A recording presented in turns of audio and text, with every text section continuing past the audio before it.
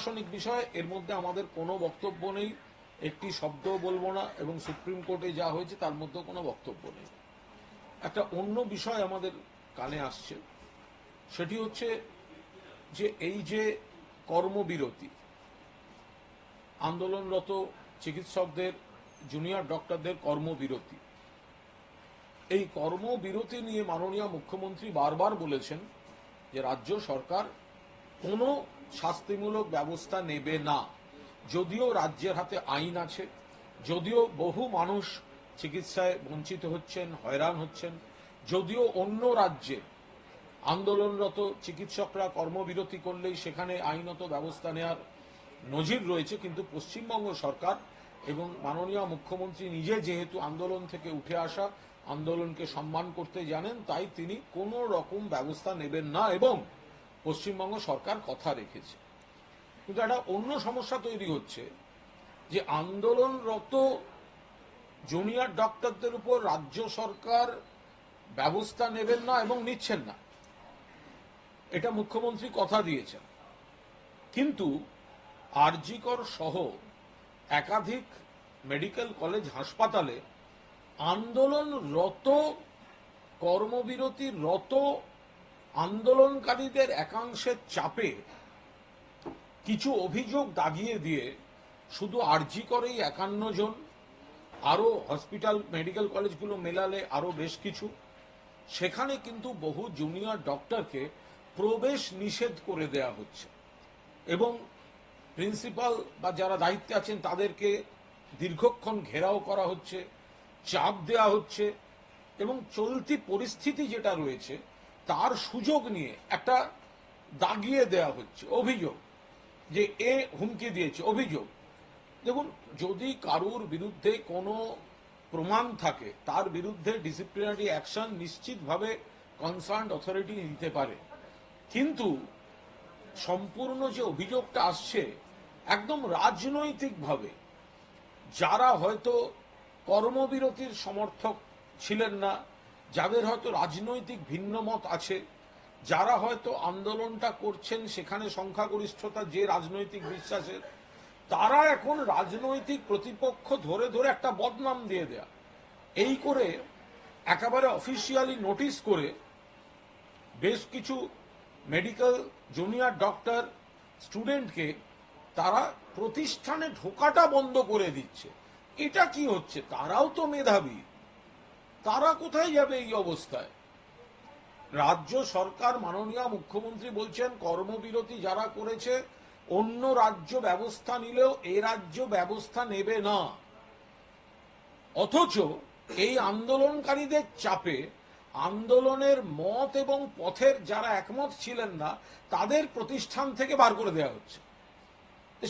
সেই ছেলে মেয়েগুলিও তো মধ্যবিত্ত, নিম্নবিত্ত, বিভিন্ন পরিবার থেকে এসছে, মেধার পরিচয় দিয়ে এসছে, তাদেরকে ঢুকতে দেওয়া হবে না, তারা ক্লাস করতে পারছে না, তারা চূড়ান্ত অনিশ্চয়তায় ভুগছে, তাদের পরিবারের অভিভাবকরা চরম উদ্বেগে রয়েছেন, এমনকি তারা যেসব জায়গায় হোস্টেলে থাকছে তারাও নিরাপত্তার অভাব বোধ করছে এই আন্দোলনকারীদের একাংশের তরফ থেকে।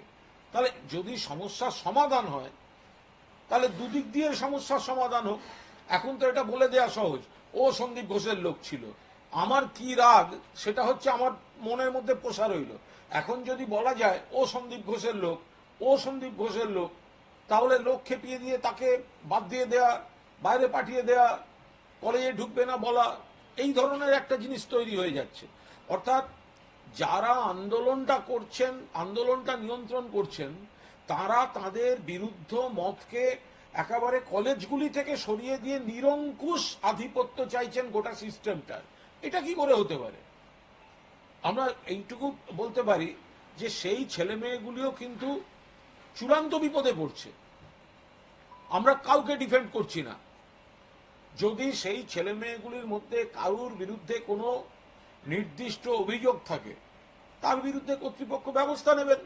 কিন্তু এটা কি হচ্ছে যে কয়েকজন ঘিরে ধরে এই লিস্টে এদেরকে বাদ দিতে হবে, এদেরকে ঢোকানো যাবে না, এদের প্রবেশ করতে দেওয়া যাবে না, তাদেরকে কলেজ থেকে বার করে দিতে হবে। এটা কোন দেশি গণতন্ত্র, কোন দেশি শৃঙ্খলা পরায়ণতা, কোন দেশি ন্যায় বিচার চাওয়ার আন্দোলন হচ্ছে?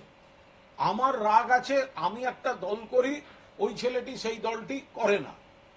আমি চাইছি কর্মবিরতি করতে, ও চাইছে আন্দোলন করতে, কিন্তু রোগীদের পরিষেবা দিয়ে।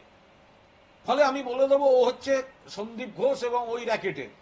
এর কোনো প্রমাণ থাকবে না, এর কোনো তথ্য থাকবে না, এবং আমাদের দাবি হচ্ছে যে আমরা ওকে ঢুকতে দেবো না, প্রিন্সিপালকে ঘিরে রেখে দেবো। আগে আপনি নোটিশ করুন, ওদের বার করুন। এটা কি একটা জটিল পরিস্থিতি চলছে।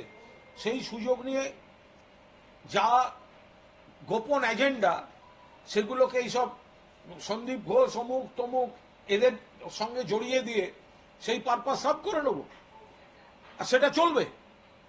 এই ছেলে মেয়েগুলির মেধা নয়, এই ছেলে মেয়েগুলির এতদিনে লড়াই করে মেডিকেল পড়তে আসাটা লড়াই নয়, এদের বাবা মার উদ্বেগ নেই। ফলে বাস্তবসম্মতভাবে একসঙ্গে এই বিষয়গুলোরও সমাধান হোক। মুখ্যমন্ত্রী বলছেন ব্যবস্থা নেব না কর্মবিরতি করলো, খুব ভালো কথা, কিন্তু তারা যে বাকিদের বিরুদ্ধে ব্যবস্থা নিচ্ছে এবং তার সঙ্গে তথ্য প্রমাণ আইনের কোনো সম্পর্ক নেই, গোটাটা একটা এই সময়ের যে পরিস্থিতির মানসিকতা, সেই সুযোগ নিয়ে ব্যক্তিগত রাগারাগি, ব্যক্তিগত রেষারেষি, রাজনৈতিক মতপার্থক্য যারা আছে তাদের সাফা করা হচ্ছে। এটা কি করে হতে পারে? এটার তীব্র বিরোধিতা করছি।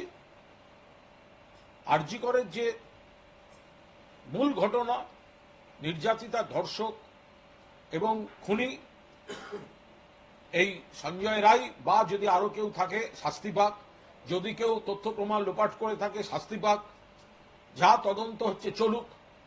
কিন্তু তার আড়ালে যদি কেউ ভাবেন যে মানুষের এই আবেগের সুযোগ নিয়ে আমরা আমাদের কলেজের ভেতরের প্রতিপক্ষদের গায়ে স্ট্যাম্প মেরে দিয়ে তাদের কলেজে ঢোকা বন্ধ করে দেবো, সেক্ষেত্রে কিন্তু বিপুল সংখ্যক ছেলেমেয়ের, বিপুল সংখ্যক, শুধু আরজি করে 51 জন, 51, এরা ঢুকবে না, এরা ক্লাস করতে পারবে না। এদের অনেকের কে গাইনিতে, কে সার্জারিতে, তাদের ডিউটি পড়ে যাচ্ছে, তারা ঢুকতে দেওয়া হচ্ছে না, তারা ঢুকতে পারছে না, তাদের নানা ধরনের হুমকি দেওয়া হচ্ছে, তাদের থ্রেট করা হচ্ছে। থ্রেট কালচার কারা বলছে? যারা বলছে তারাও তো থ্রেট করছে। 51 জনকে ঢুকতে দেবো না, অথচ কারোর বিরুদ্ধে কোনো তথ্য প্রমাণ নেই। তারা হয়তো কর্মপদ্ধতিগতভাবে অন্য মতামতের, তারা হয়তো কর্মবিরতিতে একমত নয়। ফলে এই বিষয়টি বেশ কিছু ছেলেমেয়ের ক্ষেত্রে অত্যন্ত উদ্বেগজনক পর্যায়ে গিয়ে পৌঁছেছে। এটা তাহলে গতকালের বৈঠকে এগুলো আন্দোলনরত ছাত্র যারা গেছিলেন তারা তুললেন না কেন? আপনারা থ্রেট কালচারের বিরোধিতা করবেন আর তথ্য প্রমাণ ছাড়া থ্রেট কালচার দিয়ে একটা বড় অংশের ছেলে মেয়েকে কলেজ থেকে সরাবেন, এটা কি করে হতে পারে? এটা সবাই সমর্থন করবেন তো? আমার রাগ আছে, ও আমার দলটা করে না, বা আমরা যারা আন্দোলনটা কন্ট্রোল করছি ও তার মধ্যে পড়ছে না, সুতরাং ওকে বলে দাও ও হচ্ছে সন্দীপ ঘোষের পক্ষে ছিল। আরে সন্দীপ ঘোষ লোকটা পচা গলা যদি হয়ে থাকে সে তার ব্যাপার, তার সঙ্গে সাধারণ ছাত্রছাত্রীদের কি সম্পর্ক? যদি কোনো ছাত্রছাত্রী তৃণমূল কংগ্রেস বা তৃণমূল ছাত্র পরিষদের সমর্থক হয়ে থাকে, তো সাধারণ সমর্থকদের উপর কেন রাগ ফলানো হচ্ছে? মানে এলাকা থেকে তৃণমূলকে, মানে ওই মেডিকেল কলেজগুলোয় তৃণমূলপন্থী ছাত্রছাত্রীদের রাখা যাবে না, এটা তো হতে পারে না। যারা এই আন্দোলন করছেন তাদের বিরুদ্ধ মতের কাউকে রাখা যাবে না, এবং সেটা জোর করে চাপিয়ে থ্রেট করে নোটিশ করিয়ে তাদেরকে বার করে দেওয়া হচ্ছে। ফলে এটা নিশ্চিতভাবে এই ছেলে মেয়েগুলি এবং তাদের অভিভাবকরা চূড়ান্তভাবে মানসিক বিপর্যস্ত, তারা বিপদে পড়েছেন। এদের মধ্যে যদি কারুর বিরুদ্ধে কোনো নির্দিষ্ট তথ্য প্রমাণ থাকে তা দিয়ে ব্যবস্থা হোক। অন্যথায় যাকে তাকে ওই এই সুযোগ নিয়ে, পরিস্থিতির সুযোগ নিয়ে প্রতিষ্ঠান থেকে বার করে দেয়া, এটা হতে পারে না। নির্দিষ্ট সংগঠনের বিরুদ্ধে আপনাদের অভিযোগ? না, যারা আন্দোলন করছেন তাদের একাংশই এই জিনিসগুলো করছেন। 51 জন, তারা কোথায় যাবে? শুধু আরজি করে 51, অন্যান্য জায়গাতেও আছে। একই গ্রুপ আন্দোলনকারীদের, তারা আরজি করে এসে আন্দোলন করছে, তারাই সাগর দত্তে যাচ্ছে, তারাই মেদিনীপুরে যাচ্ছে, তারাই এসে বলছে ঘেরাও করে এদেরকে ঢুকতে দেওয়া যাবে না। এটা হচ্ছে কি? কিভাবে হতে পারে এটা? আন্দোলনের মূল যে যুক্তি, তার সঙ্গে তো আমরা সবাই একমত, সবাই একমত। নির্যাতিতার ন্যায় বিচার চাই, আসল ধর্ষক খুনিরা গ্রেপ্তার হোক, চরম শাস্তি হোক, তথ্য প্রমাণ লোপাট হয়ে থাকলে ব্যবস্থা হোক। কিন্তু তার সঙ্গে এইগুলো এখন যেটা শুরু হয়েছে, যে যারা যারা মতে মিলছে না তাদেরকে ওই সন্দীপ ঘোষ, থ্রেড সিন্ডিকেট এইসব বলে এখন গায়ে লাগিয়ে দিলেই মানুষের আবেগ, তাহলে তাদের বার করে দাও। কেন বার করা হচ্ছে? সেই ছেলেগুলোর দোষ কি? সেই মেয়েগুলোর দোষ কি? পছন্দ হচ্ছে না, গায়ে Sandip Ghosh, thread culture, Uttarbanga lobby লাগিয়ে দাও, দিয়ে কলেজ থেকে বার করে দাও। আর নইলে অধ্যক্ষদের ঘেরাও করে বসে থাকো, আগে সই করুন, লিস্ট করুন, বার করুন, তারপর ঘেরাও তুলব। এবং সব মিডিয়াও তাই দেখাচ্ছে। থ্রেড কালচারে নাজেহাল হয়ে আছেন অধ্যক্ষ। কেন সাধারণ ছেলে মেয়েগুলোকে ভিলেন বানাচ্ছেন? এদের অধিকাংশ হচ্ছে এখন জুনিয়র বাচ্চা ছেলে মেয়ে, তারা হয়তো কোনো দলের সমর্থক, তারা রেগুলার ক্লাস করতে চায়, তারা রেগুলার কাজ করতে চায়, তাদেরকে দাগিয়ে দিয়ে কলেজ থেকে বার করে দেওয়া হচ্ছে। আর যারা বার করে দিচ্ছে তারা বসে বসে ওই 1, 2, 3, 4 করে সই করছেন। এটা কোনো কথা হলো? আজকে তো আপনাদের জাগো বাংলার নতুন সম্পাদক, সে তো জাগো বাংলা দলের অত্যন্ত জনপ্রিয় সর্বভারতীয় তৃণমূল কংগ্রেসের দৈনিক মুখপত্র, সান্ধ্য মুখপত্র, দিনে 2 বার বেরোয়, সকালে এবং সন্ধ্যাবেলা। আজ থেকে মাননীয় দলনেত্রী মমতা বন্দ্যোপাধ্যায় এবং সর্বভারতীয় সাধারণ সম্পাদক অভিষেক বন্দ্যোপাধ্যায়ের অনুমোদন ক্রমে শোভনদেব চট্টোপাধ্যায়, আমাদের বর্ষিয়ান নেতা, তিনি সম্পাদকের দায়িত্ব নিচ্ছেন। কালকে তো যে আন্দোলনকারী ডাক্তারদের সঙ্গে যে বৈঠক, সে বৈঠকে পরে সিদ্ধান্ত একটা হয়েছিল যে কর্মবিরতি তুলে নেবে। আজকে এই বিষয়ে কোনো কথা বলবো না। কারণ কি, এটা মাননীয় মুখ্যমন্ত্রীর বাড়িতে বৈঠক হয়েছে, তাদের সঙ্গে আলোচনা হয়েছে, যৌথ সিদ্ধান্তপত্র প্রকাশ হয়েছে, তারপরে রাজ্য সরকার কিছু পদক্ষেপ নিয়েছেন, সুপ্রিম কোর্ট, এটা গোটাটা একটা প্রশাসনের বিষয়। এটা মুখ্যমন্ত্রী দেখছেন, সরকার প্রশাসন তার বিষয়। মানুষের স্বার্থে কি কর্মবিরতি তুলে নেওয়া উচিত? এটা তো প্রথম থেকে আমরা বলে যাচ্ছি মানুষের স্বার্থে কর্মবিরতি তুলে নেওয়া উচিত। আমরা তো বারবার বলছি, এখন তদন্তের দায়িত্ব সিবিআই এর, মামলা চলছে সুপ্রিম কোর্টে। সাধারণ গরিব মানুষ যারা সরকারি হাসপাতালে যান, তাদেরকে হয়রানির মধ্যে ফেলে কি লাভ হচ্ছে? আন্দোলন নিশ্চয়ই চলুক, সেটা বিকল্প কোনো পদ্ধতিতে চলুক, কিন্তু কর্মবিরতিটা তুলে নেওয়া হোক। সবাই কাজে যোগ দিয়ে একটা সাধারণ মানুষের হয়রানি, বিনা চিকিৎসার পরিবেশ, বিলম্বিত চিকিৎসার পরিবেশটা, সেটাকে অবিলম্বে বন্ধ করা হোক। টালা থানার আধিকারিক আজকে টালা থানার আধিকারিককে আজকে নিয়ে আসা হয়েছিল আদালতে। হ্যাঁ, যুক্তি সাপেক্ষ, যুক্তিসঙ্গত কোনো ব্যাখ্যা দিতে পারেনি সিবিআই, যার জন্য বিচারক বারবার ভৎসনা করেছে। মানে ওনার ভূমিকা কি ছিল 3 দিন রিমান্ডে নেওয়ার পরে? কোনো ব্যাখ্যা নেই। কিভাবে দেখছেন? দেখুন, এটা তদন্তের বিষয়, এই মুহূর্তে কোনো মন্তব্য করব না। কিন্তু এটা যারা অ্যারেস্ট করেছেন, কোর্টের কাছে সেই অ্যারেস্টের সমর্থনে, কেন অ্যারেস্ট, তার যুক্তি প্রতিষ্ঠা করার দায়িত্ব কনসার্ন ইনভেস্টিগেটিং এজেন্সি। তো সুতরাং তাঁরা বিচারকের সঙ্গে কথা বলবেন, বিচারক তাদেরকে কি বলার বলেছেন এই বিষয়ে এই মুহূর্তে দলের তরফ থেকে একটি মন্তব্যও করল না। সিবিআই বারবার ভৎসিত হয়েছে, এর আগেও একাধিকবার দেখা গিয়েছে বিচারক প্রশ্ন করছেন, দীর্ঘ সময় পেরিয়ে যাচ্ছে, তদন্ত হচ্ছে না, এক্ষেত্রেও তাই হচ্ছে। দেখুন, এটা সবাই দেখতে পাচ্ছেন, কিন্তু এই মুহূর্তে এই তদন্তের বিষয়টায় কোনো মন্তব্য করব না।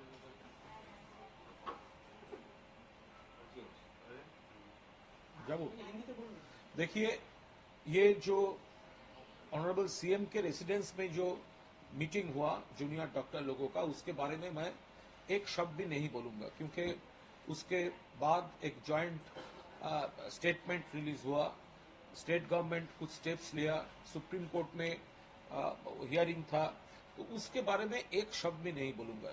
लेकिन एक नया प्रॉब्लम हो रहा है, वो है कि ममता जी ने, ऑनरेबल चीफ मिनिस्टर ने बता दिया था पहले दिन से कि जो जूनियर डॉक्टर्स अभी काम पे नहीं है, काम नहीं कर रहा है, उसके खिलाफ स्टेट गवर्नमेंट कोई एक्शन नहीं लेंगे। ये सच है कि बहुत लाखों लोगों ये हैरास्ड हो रहा है, पेशेंट लोग हैरास्ड हो रहा है, मौत का इंसिडेंट न्यूज में आ रहा है, और भाजपा का स्टेट में ऐसे केस में जूनियर डॉक्टर के खिलाफ वो एक्शन भी उन्होंने ले लिया है, लेकिन बंगाल में एक्शन नहीं होगा। लेकिन ये वो एक उल्टा कहानी आ रहा है, जो वन सेक्शन ऑफ ये जो आंदोलनकारी है वो लोग प्रेशर कर रहा है, ये आरजी कौर में, दूसरा मेडिकल कॉलेज में, कि उसका जो नापसंद का जो जूनियर डॉक्टर्स है उसके खिलाफ ये सिंडिकेट का है, वो सिंडिकेट का है, ये सिंडिकेट का है, कोई बिना प्रूफ के ये प्रेशर डाल रहा है प्रिंसिपल या अथॉरिटी के ऊपर। और खुद सिर्फ आरजी कौर में 51 स्टूडेंट्स और दूसरे मेडिकल कॉलेज तो अलग अलग, इसको कॉलेज में घुसने नहीं दूंगा, तो ये कैसा थ्रेट कल्चर है?